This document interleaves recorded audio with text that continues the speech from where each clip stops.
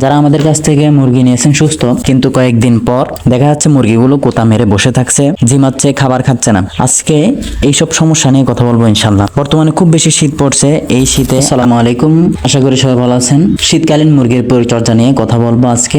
যারা আমাদের কাছ থেকে মুরগি নিয়েছেন সুস্থ, কিন্তু কয়েকদিন পর দেখা যাচ্ছে মুরগিগুলো কোতা মেরে বসে থাকছে, ঝিমাচ্ছে, খাবার খাচ্ছে না। আজকে এইসব সমস্যা নিয়ে কথা বলবো ইনশাল্লাহ। বর্তমানে খুব বেশি শীত পড়ছে।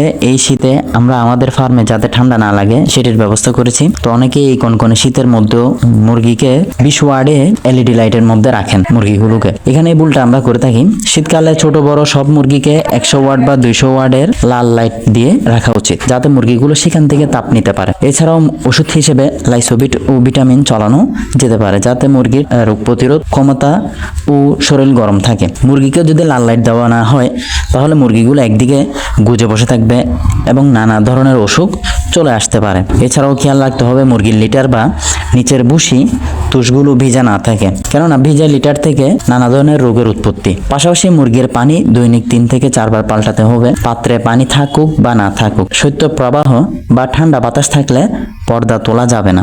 আর সাধারণত পর্দা তুলবেন রোদ ওঠার পরে এবং পর্দা ফেলবেন সন্ধ্যার অনেক আগে, যাতে বাতাস না ঢুকে ফার্মে। আজকে এটুকুই।